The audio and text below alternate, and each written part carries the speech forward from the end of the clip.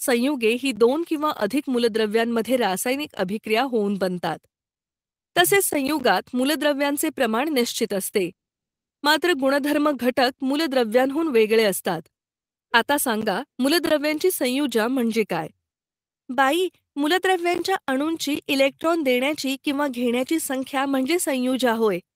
छान. आयनिक बंध निर्माण होताना त्या मूलद्रव्यांच्या अणूंची इलेक्ट्रॉन देण्याची किंवा घेण्याची संख्या म्हणजे संयुजा होय. उदाहरणार्थ, H2O मध्ये हायड्रोजनची संयुजा 1 तर ऑक्सिजनची 2 आहे. मग सांगा, विविध संयुगांची रासायनिक रेणुसूत्रे लिहिण्यासाठी कोणती माहिती आवश्यक असते? संयुगाची रेणुसूत्रे कशी लिहितात? बाई, विविध संयुगाची रेणुसूत्रे लिहिताना मूलकांची संज्ञा व संयोजा माहीत असणे आवश्यक असते. संयुगांची रेणुसूत्रे लिहिताना आयनांची संख्या ही संज्ञेच्या उजव्या बाजूला पायाशी लिहितात. बरोबर आहे. यावरून कळते की तुम्हाला मूलद्रव्ये, संयुजा, संयुगे, रेणुसूत्रे, आयनिक बंध या सगळ्या गोष्टी स्पष्ट माहीत आहेत. तर आता आपण रासायनिक अभिक्रिया म्हणजे काय ते समजून घेऊ. रासायनिक अभिक्रिया. आपण भौतिक बदल व रासायनिक बदल म्हणजे काय ते पाहिलेच आहेत. 18व्या व 19व्या शतकात काही शास्त्रज्ञांनी रासायनिक अभिक्रियांच्या संदर्भात मूलभूत प्रयोग केले. त्यातून त्यांना असं समजलं की रासायनिक अभिक्रिया होताना द्रव्याचे संघटन बदलते आणि तो बदल कायमस्वरूपी राहतो. मुलांनो, या तक्त्यात काही घटना दिल्या आहेत. त्या घटनांमधील भौतिक व रासायनिक बदल कोणते ते सांगा. घटना: बर्फाचे पाण्यात रूपांतर होणे. भौतिक बदल: अन्न शिजणे.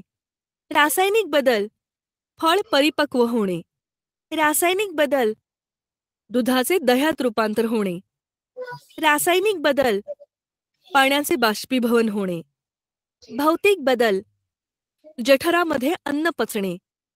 रासायनिक बदल: डांबर गोळी हवेत उघडी ठेवल्यास तिचा आकार कमी होणे. रासायनिक बदल: शहाबादी फरशीवर किंवा कडप्प्यावर लिंबाच्या रसाचे डाग पडणे. रासायनिक बदल: उंचीवरून पडून काचेची वस्तू फुटणे. रासायनिक बदल. शाबास, बरोबर ओळखलत सगळ्यांनी. शेवटचं, उंचीवरून पडून काचेची वस्तू फुटणे ही रासायनिक आहे का भौतिक आहे? सांगा बरं जरा मला. रासायनिक बदल. Chemical change. काचेची वस्तू जोडता भौतिक येत बदल. नाही. भौतिक बदल. भौतिक मेल्ट बदल करून आहे. परत एक मेल्ट मिनिट. करून परत ग्लास बनवता येतो. Ma'am, chemical change. अरे, काचेची वस्तू फुटणे म्हणजे पेपर फाडण्यासारखं आहे. पेपर आहे, पेपर फाडला, 2 तुकडे झाले. पेपरमध्ये काही बदल झाला का? काचेची वस्तू वरून खाली पडून फुटली म्हणजे काय झालं? 2 तुकडे झाले, पण काच तशीच राहिली ना. त्याच्यामध्ये काय केमिकल बदल झाला? त्याच्यामध्ये आपण काही उष्णता दिली नाही, घेतली नाही, गॅस रिलीज झाला नाही, रंग बदलला नाही, काही झालं नाहीये. मग कशी काय ती रासायनिक अभिक्रिया आहे? ती भौतिकच अभिक्रिया आहे. ते चुकीचं सांगितलं होतं त्या व्हिडिओमध्ये. कळलं का तुम्हाला? ही मुद्दाम तुम्हाला ते कन्फ्युज होण्याकरता काच तुटणे, पेपर फाटणे ह्या दोनही गोष्टी सारख्या आहेत. पेपरचा बोळा बनवा आणि फेका, आणि पेपर फेका. कोण लांब जाणार आहे? बॉल लांब जाणार आहे. कारण काय आहे? त्याच पेपरला आपण गोल गुंडाळून त्याचा गोल बोळा बनवलाय. त्याच्यामध्ये असलेले जे काही सगळे पदार्थ ते जवळ झालेत आणि ते लांब जाऊ शकतील, कारण त्याचा आकार बदललाय. पण त्याच्या मधल्या रचनेत काही बदल झालाय का? काही नाही झाला. काच वरून पडली, खाली जाऊन फुटली. काय बदल झाला त्या रासायनिक क्रियेमध्ये? त्याच्या अणुरेणूंच्या रचनेमध्ये काय बदल झाला? तुकड्यांमध्ये पण तेच अणुरेणू आहेत ना. मग कसा काय तो रासायनिक बदल असेल? भौतिकच आहे. ठीक आहे ना? All right. Yes ma'am. काय वेगळं बोलायचंय? बोला, काय वेगळं बोलायचंय? थांबते मग. तुम्हाला काय बोलायचं तरी सांगा. म्हणजे समजलेला ओके मॅम म्हणाला तुम्ही. बरं, ठीक आहे. ऑलराईट. मला वाटलं तुम्हाला काही सांगायचंय मला, म्हणून मी थांबणार होते. चला, तर आपण हे सगळं आपण मागच्या वेळेला बघितलं होतं. मी पुन्हा रिवाइज केलंय. थोडक्यात 8व्या मध्ये आपण हे सगळं आत्ताच ह्याच्यामध्ये बघितलं व्हिडिओमध्ये. संयुजा म्हणजे काय, बंध म्हणजे काय, अष्टक स्थिती मिळवण्याकरता सगळ्यांची धडपड असते. इलेक्ट्रॉन देतात, घेतात किंवा शेअर करतात. म्हणजे काय करतात? शेअरिंग अँड पेअरिंग, म्हणजे कोव्हॅलंट बॉन्ड बनवतात, नाही तर आयनिक बॉन्ड बनवतात. आणि काय करतात? स्वतःचं अष्टक पूर्ण करण्याकरताच केमिकल रिएक्शन करतात, म्हणजेच मूलद्रव्यांची संयुग बनतात. त्याच्यानंतर आपण रासायनिक अभिक्रिया म्हणजे काय? जुने बंध तुटतात, नवे बंध बनतात, अणूंची पुनर्रचना होते आणि नवीन पदार्थ बनतात. नवीन पदार्थांचे गुणधर्म हे जुन्या पदार्थांपेक्षा पूर्णपणे वेगळे असतात. बरोबर? अशा पद्धतीने रासायनिक अभिक्रियेमध्ये काहीतरी तुटतं, काहीतरी जोडतं आणि काहीतरी नवं बनतं.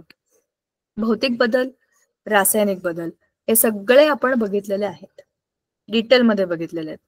आता आपण धड्याच्या पुढच्या टप्प्याकडे जाऊया. प्रयोग आणि निरीक्षण हे पण आपण बोललोय. मला असं वाटतं की एखाद्या गोष्टीचा प्रयोग करायचा, निरीक्षण करायचं, प्रयोग करायचा. मी तुम्हाला हा प्रश्न विचारला होता का, होमवर्क मध्ये विचारला होता का, की रात्री 10 वाजता जाऊन आकाशामध्ये निरीक्षण करा? तुम्हाला सांगितलं होतं का? चालला होता. हा, चला सांगा मला, तुम्ही काय त्याच्यावरती डोकं चालवलंय का? असं काय उत्तर होमवर्क केलं होतं मी तुम्हाला, केलंय का कुठे? सॉरी मॅम, बट ट्रायच नाही केलं. पण ठीक आहे ना, करून बघायचं नाही. आता तुम्ही डोकं वापरू शकता. तुम्ही 10वीत आहात, तुम्ही कितीतरी वेळा आकाश बघितलं असेल. रोज महिनाभर 10 वाजता एक मुलगी, तिचं नाव आहे अंजली. अंजली नावाची एक मुलगी आहे जी रोज रात्री 10 वाजता गच्चीत जाते आणि आकाशाचं निरीक्षण करते. तिला रोज पाहिलं तर ना ताऱ्यांनी पतंगाकृती केल्यासारखं पण दिसतं. बरं, म्हणजे तिला आकाशातल्या ग्रहताऱ्यांची रचना बदलतीये किंवा काहीतरी रचना आहे हे दिसेल. अजून काय काय दिसेल? पटपट मॅम, वेगळ्या वेगळ्या प्रकारचे तारे दिसतील. बरोबर. जर का तिनं रोज ताऱ्यांची स्थिती बदललेली असते. मॅम, जर का तिनं रोज त्या म्हणजे ताऱ्यांचं रोज जर निरीक्षण केलं तर तिला रोज एकच कृती म्हणजे रोज एकच निरीक्षण न दिसता रोज वेगवेगळं दिसू शकतं. बरोबर आहे ना, ते रचना वेगळ्या वेगळ्या झालेल्या दिसू शकतात. बरं, अजून काय वेगळं दिसेल? आकाशात फक्त ग्रहतारे असतात का? मॅम, आज तो ग्रह दुसऱ्या ठिकाणी आहे, उद्या तो दुसऱ्या ठिकाणी जाईल. ठीक आहे, ग्रह नाही, तारा. कधीतरी तारा पण दिसेल. दुसरा तारा पण दिसेल. बरं, अजून? तुम्ही अजून ग्रह ताऱ्यांवरच अडकलाय, बाकी खूप गोष्टी असतात आकाशामध्ये. Ma'am, white line, white line दिसते का? व्हाईट लाईन दिसू शकते तिला. काय ग, कोणीतरी काहीतरी बोललं ऐकलं? चंद्र कमी होतो. करेक्ट. रोज महिनाभर चंद्र कधीतरी मोठा होतो, कधीतरी छोटा होतो, गायबच होतो, पूर्णच दिसतो. महिनाभर चालतं. महिनाभर हा खेळ चालतो चंद्राचा, तो पण तिला दिसेल. अजून? तर रात्री 10 वाजता एखादं विमान जातंय, काही काहीच दिवशी जातंय, असं पण दिसू शकतं. रात्री 10 वाजता कधी कधी बघा, आता हे कोणत्या महिन्यामध्ये करते? पावसाळ्यामध्ये करते, उन्हाळ्यामध्ये करते, काही हिवाळ्यामध्ये करते. त्या पद्धतीने रात्री 10 वाजता तर बऱ्यापैकी अंधारच असतो, पण अमावस्येच्या आसपास आकाशामधल्या ताऱ्यांची संख्या जास्त दिसते. आणि कारण की तेव्हा आकाशात खूप काळे काळे ढग असतात. काळे ढग नाही, अंधार असतो. तुमचे सगळ्यांचे माईक बंद करा, मी चेक करते कोणाच्या इकडे माझा आवाज मला इको येतोय काय. प्राजक्ता केदार, माईक बंद करा प्लीज. ठीक आहे, तर काळे ढग पावसाळ्यामध्ये, हा, आणि उन्हाळ्यामध्ये, हिवाळ्यामध्ये अंधार असतो. तर जेव्हा अमावस्या असते तेव्हा अचानक आकाशात खूप जास्तीचे तारे दिसतात आणि नंतर हळूहळू कमी दिसतात. अशी वेगळी निरीक्षण असतात. तुटता तारा पण दिसतो. येस, बरोबर. आता हे सगळं मी तुम्हाला का विचारलं होतं, की आपण ऑलरेडी हे केलंय. लहानपणी आपण ते चांदमामाचं गाणं ऐकून किती वेळा जेवलोय, गच्चीत जाऊन बघितलंय आपण. पण सगळ्यांनी बाहेर बघितलंय आकाशातलं चंद्र, त्याच्यावरची गाणी, परत तो झाडाच्या मागं असं हॉरिबल हॉन्टेड सारखं कधी कधी दिसतं, ते पण असतं. सांगायचा मुद्दा तोच चंद्र, तेच आकाश, तेच तारे, त्याच रात्री, पण प्रत्येक दिवस वेगळा आणि प्रत्येक दिवसाचं निरीक्षण वेगळं. ह्या निरीक्षणामधनं कृती. मग हे असं असेल तर काय असेल? मी शोधून काढू का? दुर्बिणीतनं बघून बघू का? असं काहीतरी डोक्यामध्ये येतं. निरीक्षणातनं प्रयोग होतात आणि प्रयोगातनं निरीक्षण होतात. आणि विज्ञानाचा सगळ्यात महत्वाचा भाग आहे प्रयोग. प्रयोग केल्यावरती आपल्याला जे काही आपल्या डोक्यात आहे ना, ते कन्फर्म होतं. हे सगळं का सांगतेय मी? कारण तुम्ही रासायनिक अभिक्रियांमध्ये निरीक्षणाशिवाय तुमचे प्रयोग पूर्ण होणार नाहीत. कशात तुम्ही काहीतरी टाकलं, केमिकल रिएक्शन झाली, रंग बदलला, काहीतरी हळूच आवाज आला, एकदम बारीक कर्र आवाज आला, तो ऐकलाच नाही तर तुमची निरीक्षणं पूर्ण नाही, आणि ती निरीक्षणं पूर्ण नाही तर त्याचा अर्थ तुमचा प्रयोगच तुम्हाला पूर्णपणे कळणार नाही. किंवा काहीतरी रासायनिक अभिक्रियेमध्ये भांडी गरम होतात, की काचेची भांडी असतात बोरोसिलिकेटची, गरम होतात, तुम्हाला माहित नाही, तुम्ही धरलं आणि गरम होतं, हाताला चटका लागला. हे कधी कळतं? जेव्हा अभिक्रिया होते तेव्हा समजतं. म्हणजे असे सगळे वेगवेगळे निरीक्षणाचे टप्पे, आणि निरीक्षण नुसतं डोळ्याने नाही करायचं, निरीक्षण सगळ्या सेन्सेसचा वापर करून करायचा. म्हणजे किती बारीक आवाज आलाय, काहीतरी वेगळाच वास आलाय, स्पर्शाला काहीतरी वेगळं काहीतरी वाटायला लागलंय पदार्थ, हे सगळं निरीक्षणामध्ये येतं. चव घेऊन बघायची असते का? नाही. रसायनांची चव वगैरे घ्यायची नाही, यू नेव्हर नो कशात काय असेल. तर हे सगळं तुमच्या प्रयोगाचं तत्व आहे, की चांगलं निरीक्षण म्हणजे चांगला प्रयोग. ठीक आहे. आता आपण प्रयोग आणि निरीक्षणाचं कॉम्बिनेशन किती चांगलं असतं ते बघितलं. आपल्या प्रयोगशाळेमध्ये अनेक उपकरणं असतात आणि अनेक इन्स्ट्रुमेंट्स आणि अनेक साहित्य असतं. त्या सगळ्याचा वापर सेन्सिबली करायचा असतो. हे काय आहे, काय काय आहे. साधं थर्मोमीटर जरी असेल तरी पण त्या थर्मोमीटरमध्ये काहीतरी काच आहे, त्याच्या मागे एक रंग असतो, त्याच्यामध्ये काळ्या काळ्या रंगाचे काहीतरी मार्किंग असतात, खाली एक छोटूसा सिल्वर कलरचा टब्बू असतो, त्याच्यातला जो धातू वरती जाण्याची पट्टी पिवळ्या रंगाची असते किंवा काळ्या रंगाची असते. अनेक प्रकारचे थर्मोमीटर असतात. भिंतीवर लावायचं वेगळं असतं, डॉक्टरकडे असतं ते वेगळं असतं, डिजिटल वेगळं असतं, ते प्रेशरवर चालणारे एक आणखीनच वेगळं असतं. आणि ते आपण मॉलमध्ये गेलो किंवा हॉस्पिटलमध्ये पूर्वी कोरोनाच्या मध्ये डोक्याच्या इथे लावून ते टेम्परेचर मेजर करायचे, असं ते IR वर काम करणारं पण टेम्परेचर मेजर करणारं थर्मोमीटर, असे अनेक प्रकारचे थर्मोमीटर असतात. मग जितकी तुमची निरीक्षणं चांगली तितके तुम्ही त्या वस्तूंना घेऊन केलेले, त्या साहित्याला घेऊन केलेले प्रयोग चांगले, बरोबर ना. ह्या सगळ्याचा वापर कशा करता करायचा आहे? रासायनिक अभिक्रिया करताना त्याच्यावर काय काय परिणाम झाला हे चेक करण्याकरता. आता रासायनिक अभिक्रियेचे घटक हा तर एकदम असा मस्त विषय आहे. तर काय बोलायचं, आपल्याला ऑलरेडी माहिती आहे, अभिकारक, उत्पादित आणि रासायनिक अभिक्रिया. डावीकडे अभिकारक असतात, उजवीकडे उत्पादित असतात. अभिकारक म्हणजे जे अभिक्रिया करताना त्यात भाग घेतात, आणि उत्पादित म्हणजे जे उत्पन्न झालेत, जे तयार झाले. आणि रासायनिक अभिक्रिया म्हणजे ती प्रोसेस ज्याच्यामधनं हे इकडे गेले, बरोबर ना. या बाजूला नदीच्या काठावर बसलेले लोक त्या बाजूला जाऊन पोहोचले, मध्ये जी नदी इकडून तिकडे येणारी बोट आहे ती आहे रासायनिक अभिक्रिया. ठीक आहे ना. ह्याच्यामध्ये काय झालं, अभिकारकांमध्ये काहीतरी बदल झाले. कसे झाले? तुम्ही त्याला उष्णता दिली, उष्णता काढून घेतली, प्रेशर दिलं, काहीतरी केलं तुम्ही. नुसत्याच दोन गोष्टी एकत्र नेऊन ठेवल्या तर त्या रिॲक्ट होतीलच असं नाही. काही वेळा होतात, काही वेळा होत नाहीत. म्हणजेच बघा ना, उदाहरण सांगते. एक बेंच, आपल्या वर्गातला एक बेंच आहे, त्या बेंचवर तुम्ही 2 मुलांना बसवलं. ती 2 मुलं एकमेकांच्या बाजूला बसून पण एक शब्द बोलली नाही, ते एकमेकांशी काहीच रिॲक्ट करत नाहीये. त्यावेळेला मग शिक्षकच म्हणतात, तो नवीन विद्यार्थी आला त्याच्याशी जरा बोला, त्याला जरा तुमच्यात घ्या जरा. मग त्यांची हळूहळू अभिक्रिया सुरू होते. मग कोणतरी कॅटलिस्ट येतो. कॅटलिस्ट म्हणजे असा तिसरा मुलगा जो त्या वर्गातला असा वाव असतो, की तो आला की सगळे एकमेकांशी बोलायला लागतात. मग त्याची सगळ्यांशी मैत्री असते. जुन्या मित्राशी त्याची मैत्री असतेच, नवीन मुलाला पण तो स्वतःच्या ग्रुपमध्ये घेतो. तो स्वतः त्या दोघांमध्ये जाऊन बसला नाहीये, पण त्याने ह्या दोघांमध्ये चॅनलाइज केलंय बोलणं. तर तो कोण आहे? कॅटलिस्ट आहे. म्हणजे काय? अभिक्रिया फास्ट झाली, मग काय रिॲक्शन होणारच आहे ना. मग त्या दोघांची चांगली मैत्री होते आणि चांगला बॉन्ड बनलो. म्हणजेच काय? अभिक्रियाकारक आहे. आता रासायनिक अभिक्रिया म्हणजे काय? चर्चा. आपल्या ह्या केसमध्ये चर्चा, एकमेकांचं तुझं घर कुठे, माझं घर कुठे, तुझ्या घरी कोण, माझ्या घरी कोण, ह्या गप्पा ज्या असतात सगळ्या त्या अभिक्रियेचा भाग आहे. देवाणघेवाण आहे ती. माझं मी तुला काय दिलं, तुझं मी काहीतरी घेतलं. इलेक्ट्रॉन्स, ऍटम्स, देवाणघेवाण. माझ्याकडे आज पेन नाहीये, तू माझा पेन घे. Sharing caring. माझ्याकडे आज डबा नाहीये, तू माझी भाजी घे. काहीही असू शकतं. गिव्ह अँड टेक जिकडे असतो तिकडे रिॲक्शन्स होतात, बरोबर ना. म्हणजेच त्या रासायनिक अभिक्रिया.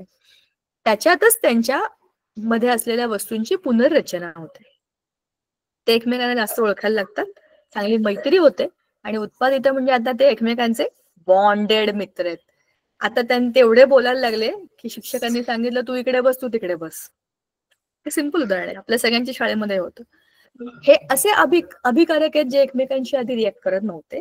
त्यांना रिॲक्शन होण्याकरता वरून उष्णता दिली, प्रेशर दिलं, कॅटलिस्ट दिला, तर त्यांची अभिक्रिया फास्ट झाली.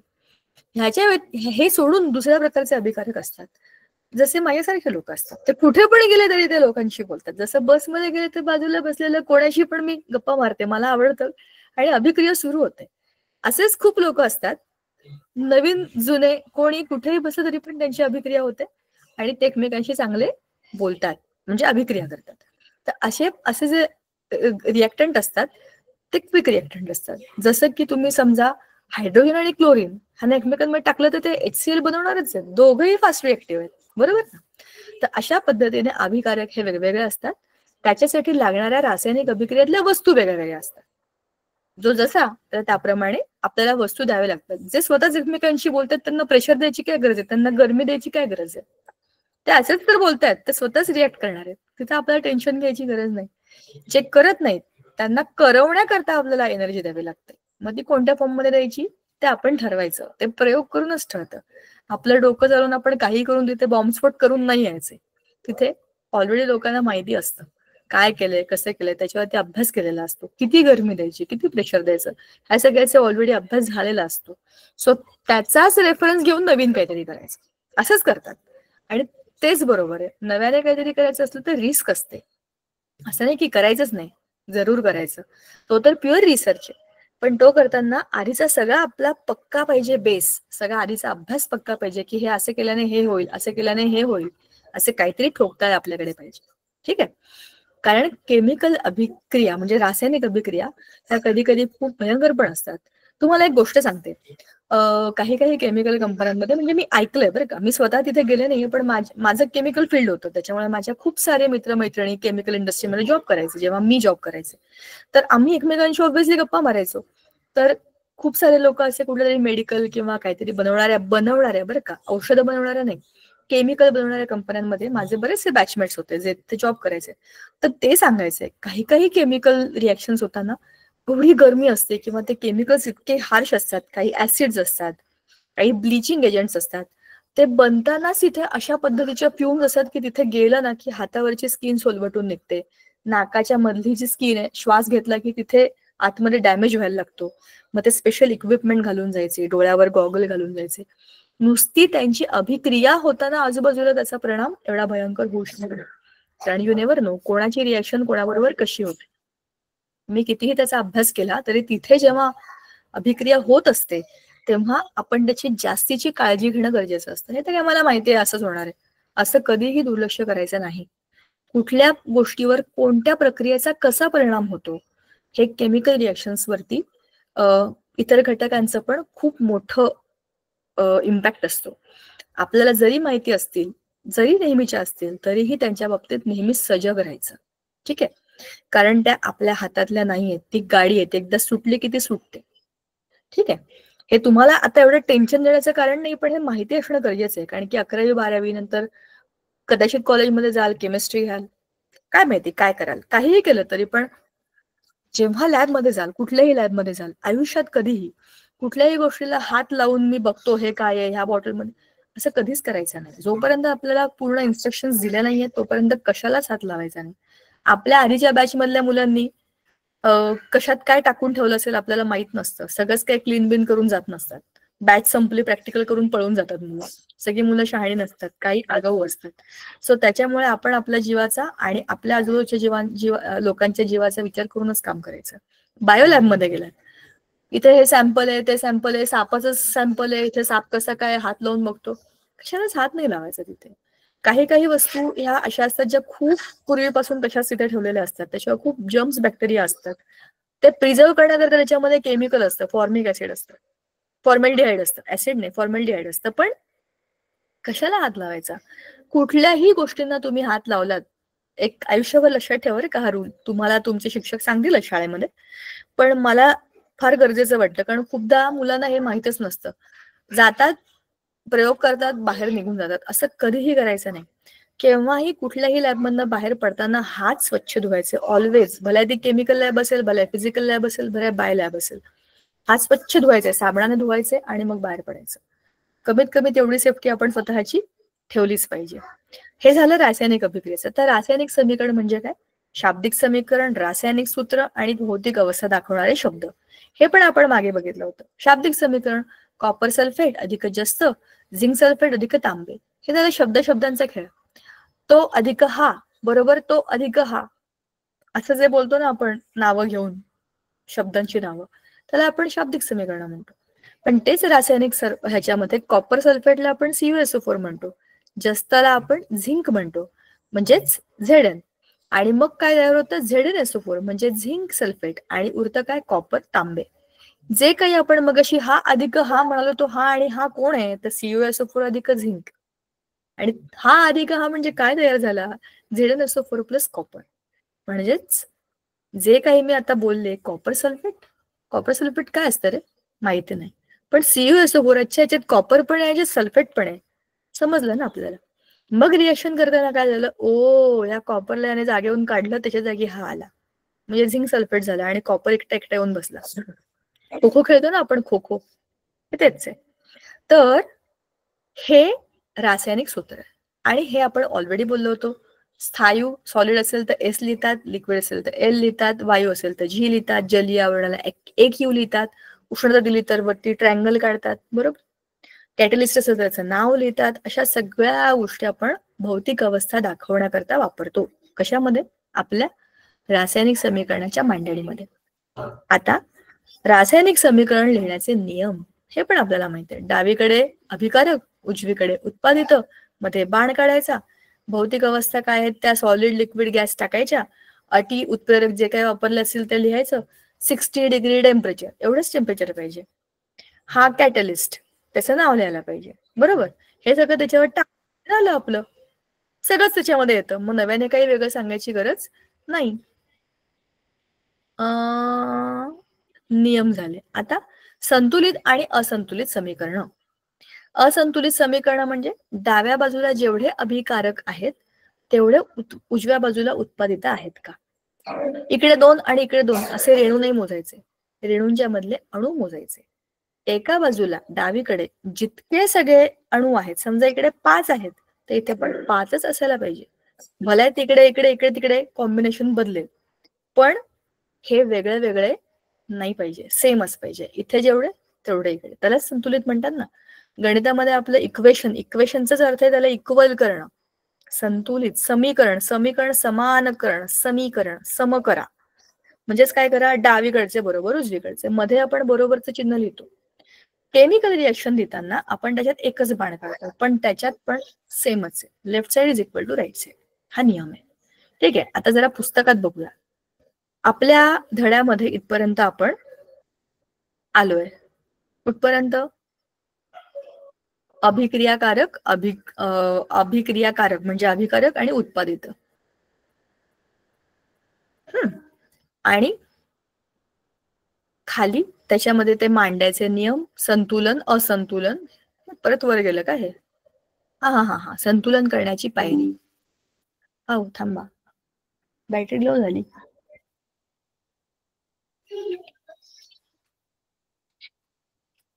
इथे आपल्या पुस्तकामध्ये ना ह्या गोष्टी चांगल्या डिटेलमध्ये दिलेल्या आहेत, त्यांना जरा आपण डिटेलमध्ये बघूया. So it will be easy for us to understand. रासायनिक समीकरण संतुलित करण्याच्या पायऱ्या. संतुलित कसं करायचं हे आपल्याला कळलं. डावीकडे जेवढे अणू आहेत उजवीकडे तेवढे अणू पाहिजे. आता बघा इथे एक आपल्याला शाब्दिक समीकरण दिलंय, सोडियम हायड्रोक्साईड अधिक sulphuric acid will give you sodium sulphate अधिक पाणी. सोडियम हायड्रोक्साईड म्हणजे NaOH झालं. सल्फ्युरिक ऍसिड म्हणजे H2SO4. सॉरी, ह्या दोघांची अभिक्रिया झाल्यानंतर Na2SO4, कारण सोडियम सल्फेटचा फॉर्म्युला आहे Na2SO4 आणि पाण्याचा फॉर्म्युला H2. आता जरा मला सांगा, या बाजूला Na1 आहे, Na म्हणजे सोडियम 1 आणि इकडे आहे Na2, संतुलित आहे का. नाही. बरोबर. एका बाजूला ऑक्सिजन 1 अधिक 4, 5 ऑक्सिजन आहे. इकडे किती आहेत, 4 आणि 1 5. चला ऑक्सिजन तर 5 आहे. हायड्रोजन मोजूया. इथे 1 अधिक 2 किती झाले, 3. इथे किती आहे, इकडे तर 2च आहेत. 2 आहेत, इकडे 3 इकडे 2, म्हणजे हे बॅलन्स आहेत का, नाही आहेत. सल्फर इकडे आणि इकडे सल्फर बॅलन्स्ड आहे. गडबड कशामध्ये आहे, सोडियम मध्ये आणि दुसरं आहे ऑक्सिजन. नाही, काय होतं दुसरं? हायड्रोजन. मग आता जरा असं करून बघू आपण. बघा, इकडे एक सोडियम आहे आणि इथे Na2 आहे. Na2. मग जर इथे 2 असेल तर मी इथे 2 लिहिलं, समजा 2NaOH केलं, तर हे Na2 होतील, ऑक्सिजन पण 2 होतील, हायड्रोजन पण 2 होतील. मग परत सगळं गडबड होऊन जाईल. मग आता मला काय करावं लागेल? इकडे त्याला बॅलन्स करावं लागेल. ठीक आहे. SO4 चा ग्रुप आणि SO4 चा ग्रुप हे बॅलन्स्ड आहेत. चला, याला मी डिस्टर्ब नाही केलं समजा, तर इकडचा Na2 इकडे गेला, 2 केलं तर 2 NaOH होईल. याच्यामध्ये मी लिहू नाही शकत ऍक्च्युली. एक काम करू का जरा, थांबा, मी त्याला PDF फॉर्मॅट मध्ये ओपन करते, म्हणजे मला लिहिता येईल. याच्यामध्ये काय करता येतं का मला? ड्रॉ. लेट मी सी होत आहे का. कोणता रंग घेऊया? लाल. चेक करून बघू. अरे वा, भारीच. 2 NaOH केलं तर Na2 झाले, इथे Na2 झाले, आणि ऑक्सिजन O2 झाला आणि H2 झाला. आता ऑक्सिजन 2 हा आपण SO4 आणि SO4 ला आपण डिस्टर्ब नाही करूया. SO4 राहू द्या असाच. Na2 झाले, इथे पण Na2 झाले. चला, आता हायड्रोजन इकडे 2 आहेत आणि इथले हायड्रोजन 2 झाले, इथे हायड्रोजन 2 आहेत. समजा मी इथे 2 लावून टाकलं तर किती हायड्रोजन होतील? 4. म्हणजे इथे 2 हायड्रोजन अधिक इथे 2 हायड्रोजन बॅलन्स झाले का? झाले. इथे 2 ऑक्सिजन आणि इथे 2 ऑक्सिजन बॅलन्स झाले का? झालं की. लय सोपं होतं. काय केलं? सोपं काम होतं की नाही? बघा, मी काय केलं, इकडे आणि इकडे मोजून बघेल. मग काय केलं, ऍडजस्ट करण्याचा प्रयत्न केला. ह्या SO4 ला या SO4 ला जरी तुम्ही घेतलात ना, तरी ते बॅलन्सच होईल. शक्यतो असे ग्रुप जे बदललेले नाहीयेत, तसे तसे इकडून तिकडे चिपकलेत, इकडून निघून तिकडे जाऊन चिपकलेत, अशा गोष्टींना शक्यतो ट्रबल नाही करायचं, कारण ते बॅलन्सच असतात. मग उरलेले सगळे कोण आहेत? इकडचे तिकडचे सगळे, त्यांना बॅलन्स करायचं. मग नवीन इक्वेशन काय होईल? 2NaOH plus H2SO4 will give you Na2SO4 plus 2H2O. म्हणजे आता पाण्याचे रेणू किती बनले? 2. आणि सोडियम हायड्रॉक्साईडचे किती होते? 2. मगाशच्या आपल्या शाब्दिक समीकरणामध्ये हे आपल्याला कळलंच नाही की आपण किती रेणू घेतले त्याचे, कारण की आपण नुसती नावं लिहिली. पण जेव्हा आपण त्याला संतुलित केलं तेव्हा समजलं की एवढे एवढे रेणू लागतील तरच ती अभिक्रिया पूर्ण होईल. बरोबर. हेच सगळं जे आपण आता केलं ना. काय काय ग मॅम, रिपीट करा, काहीच नाही समजलं. बरं, मी खोडून टाकते.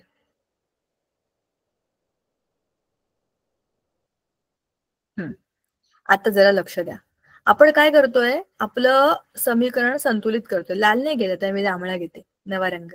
बघा, आता इथे आपल्या शाब्दिक समीकरणामध्ये सोडियम हायड्रॉक्साईड म्हणजे NaOH आहे, सल्फ्युरिक ऍसिड म्हणजे काय आहे? H2SO4. सोडियम सल्फेटचा फॉर्म्युला आहे Na2SO4 आणि पाण्याचा फॉर्म्युला H2O. शाब्दिक समीकरणामध्ये जे दिलंय ते आपण खाली लिहिलेलं आहे फक्त, ते अजून संतुलित नाही, ते बॅलन्स्ड नाहीये. त्याला आता आपल्याला बॅलन्स करायचंय. मग कसं करायचं? सोपं काम करायचं. इकडचे रेणू किती आहेत ते मोजायचे, इकडचे रेणू किती आहेत ते मोजायचे. सोडियम 1 आहे बघा, Na1 आहे ना. मला आता जे कोणी म्हणाले की दिसलं नाही, कळलं नाही, त्यांनी जरा पुन्हा बघा बरं का. हा Na1 आहे आणि इथे Na2 आहे. दिसला का बदल? Yes ma'am. Yes ma'am. SO4 चा ग्रुप जसा आहे तसाच SO4 चा ग्रुप इथे आहे. चला, याच्यामध्ये आपण फार काही बदल करत नाहीये. हायड्रोजन मोजा. इकडे 1 हायड्रोजन आहे, इकडे 2 हायड्रोजन आहे, इथे 1 ऑक्सिजन आहे आणि इथे 1 ऑक्सिजन आहे. म्हणजे ऑक्सिजन ऑक्सिजन बॅलन्स झाला, पण इथे 1 हायड्रोजन, इथे 2 हायड्रोजन, इथे 1 हायड्रोजन एक्स्ट्रा आहे, इथे कमी आहे. इथे 1 सोडियम कमी आहे, इथे 1 सोडियम जास्त आहे. मग आता मी काय करेन? मी शक्यतो असं काम करेन जेणेकरून ह्या सगळ्यांना बॅलन्स करता येईल. मग मी आता काय करून बघू? आपण करून बघायचं असतं. मी हे करून बघितलं, कारण की मी याच्या आधी असे खूप रिएक्शन्स बॅलन्स केल्यात, त्याच्यामुळे ते एका फटक्यात बरोबर आलं. तर तुमचंही येईल. जेव्हा तुम्ही हे सारखं सारखं कराल, डोकं चालवाल, तेव्हा आपोआप होईल. बघा, 2 Na आहेत ना, मग मी काय केलं, इकडे 2 Na केलं. आता इथे 2 Na झाले का? Yes ma'am. इथे Na2 होतं, इथे 2 Na झालं. बॅलन्स झालं का? Yes ma'am. मगाशी मला जे कोणी म्हणत होतं पुन्हा सांगा, त्यांनी सांगा बरं का मला जरा. त्यांनी माईक ऑन ठेवा आणि मला जरा सांगा इथपर्यंत कळतंय का, म्हणजे एक एक स्टेप चेक करूया आपण. येस कळलं का मॅम. बाळा तुला? बरं. आता Na2 म्हणजेच 2Na, बरोबर. आता SO4 बॅलन्स होता, तो SO4 इकडे आलेला आहे. मग आता काय उरलं? OH आणि H2. H2 मधला पण एक H2 इथे जसा आहे तसा समजा मी इथे लावून टाकला, त्याला काहीच बदललं नाही कारण तो पूर्ण ग्रुप आहे H2. तर आता इथे एक ऑक्सिजन उरला आणि इकडे 2 OH उरले.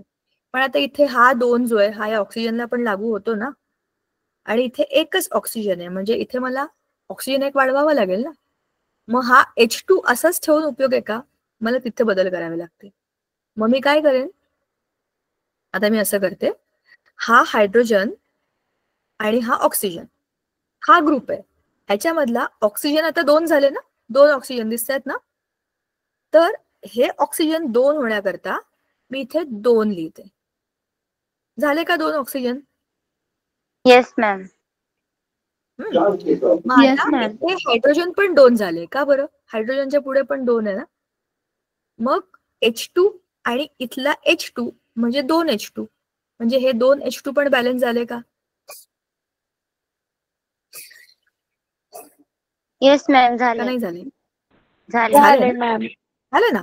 म्हणजे मी काय केलं, डाव्या बाजूला जे कोणते सगळे माझे अभिकारक होते त्यातले प्रत्येक अणू आणि उजव्या बाजूला जे काही माझी उत्पादित आहेत त्यातला प्रत्येक अणू चेक केला. इकडे 2 आहेत का, इकडे 2, इकडे 3 आहेत का, इकडे 3, इकडे 4 आहेत का, इकडे 4 आहेत, इकडे एक ग्रुप आहे का, इकडे एक ग्रुप आहे.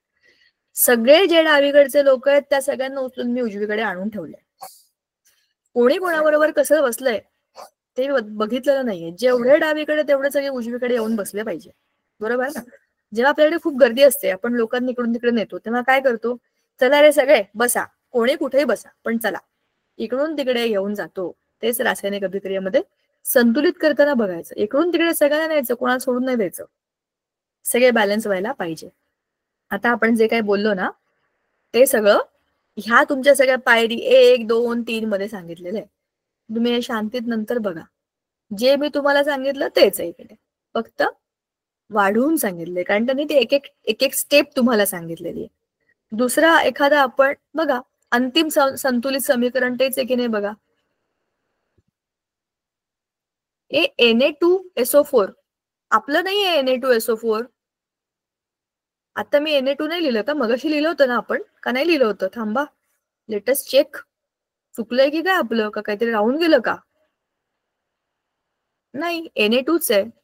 ओके, म्हणजे त्यांचं आणि आपलं बरोबर करेक्ट चाललंय, तेच आहे Na2SO4. हे आपण नाही बदललं, हे असंच आहे. ओके ठीक आहे, आलं की नाही त्यांचं आणि आपलं सेम, म्हणजे येस आपण मॅम. ऑलरेडी ती अभिक्रिया संतुलित केली.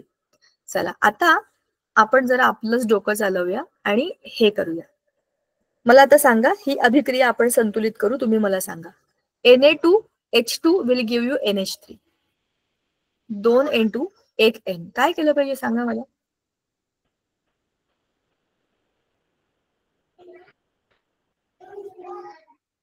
तुम्ही सांगाल तसं मी करणार आहे आता. मॅम डबल एकदा वाचा कुठलं. हे बघे, N2 plus H2 will give you NH3.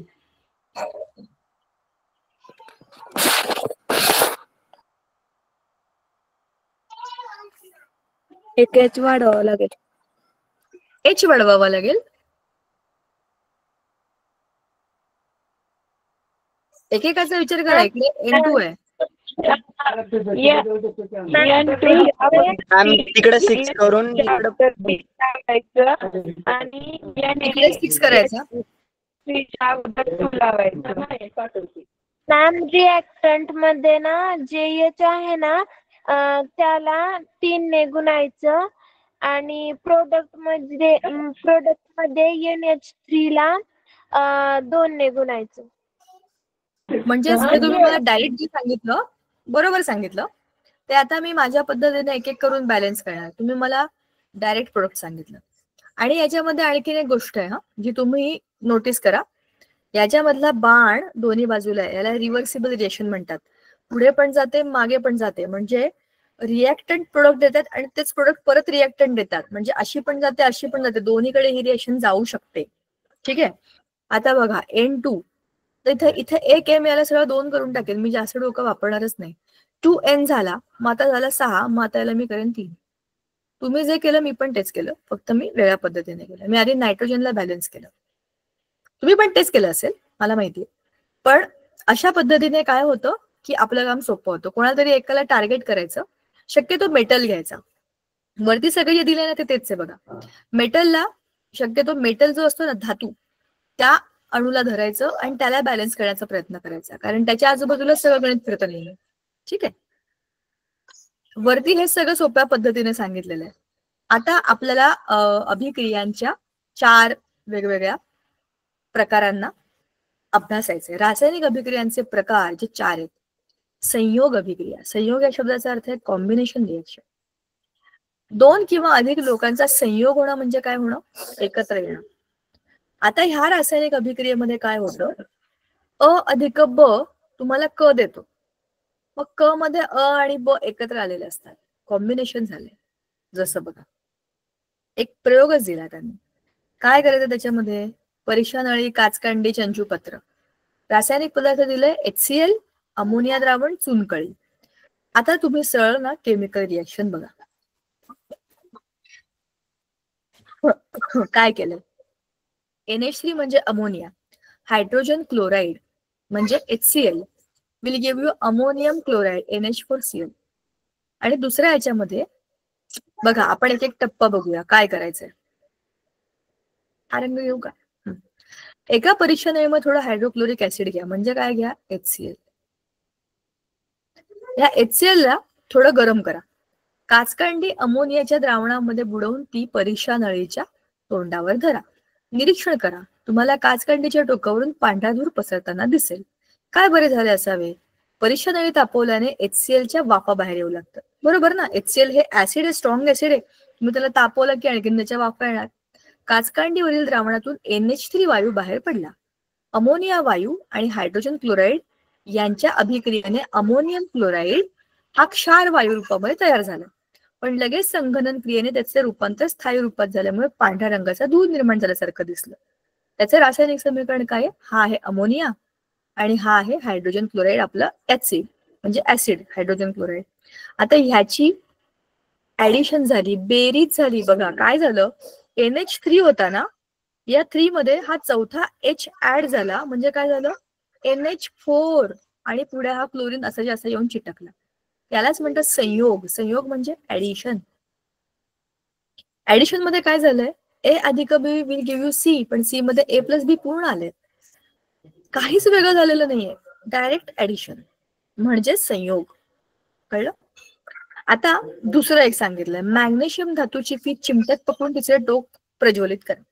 हवेमध्ये जळून मॅग्नेशियम ऑक्साईडची बारीक भुकटी पांढरी तयार होते.